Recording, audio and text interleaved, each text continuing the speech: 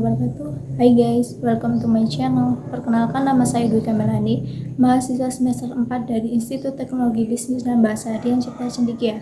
Di video ini, saya akan membahas mengenai COVID 5.0. Check this out.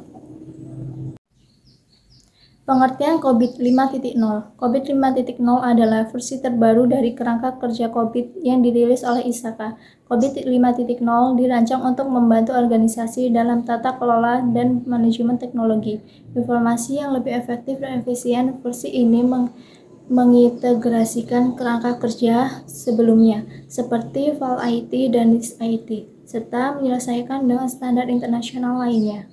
Tujuan COVID 5.0 memberikan tata kelola yang terintegrasi, menyediakan kerangka kerja terpadu untuk tata kelola dan manajemen IT, meningkatkan nilai bisnis, memastikan bahwa IT memberikan nilai yang signifikan bagi bisnis mengelola risiko IT, mengidentifikasi dan mengelola risiko terkait IT secara praktis, memastikan kepatuhan, membuat organisasi memenuhi persyaratan hukum dan regulasi, meningkatkan kinerja IT, mengoptimalkan pengguna sumber daya IT untuk kinerja yang lebih baik.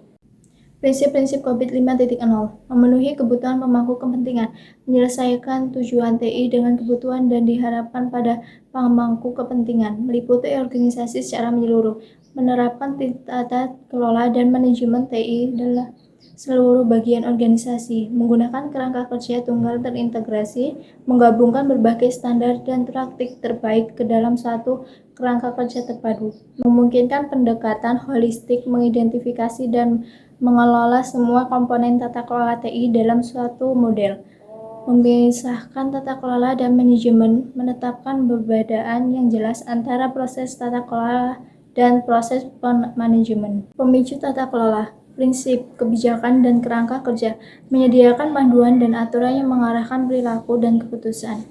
Proses, menyediakan struktur dan pendekatan untuk mengelola dan mengatur TI. Struktur organisasi, mendefinisikan peran dan tanggung jawab untuk tata kelola dan manajemen TI. Budaya, etika, dan perilaku, mempengaruhi bagaimana TI dikelola dan diatur dalam organisasi.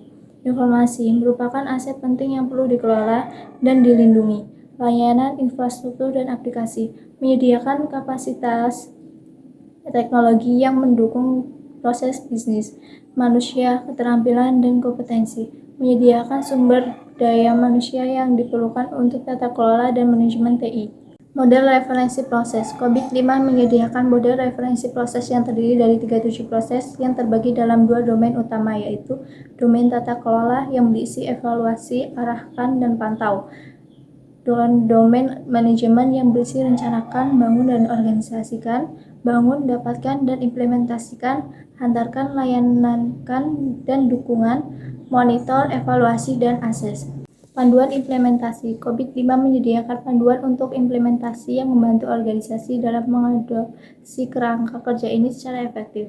Panduan ini meliputi langkah untuk memulai mendesain solusi, mengimplementasikan solusi, serta memonitor dan memperbaiki proses tata kelola dan manajemen TI. Metrik dan maturity assessment. COVID 5 menyediakan alat dan metode untuk mengukur kematangan proses tata kelola dan manajemen TI.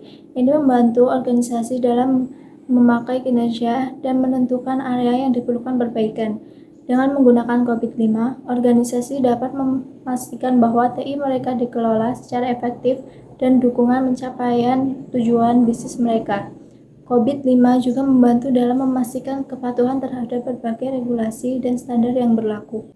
Itu dia video pembelajaran dari saya, semoga dapat bermanfaat bagi kita semua.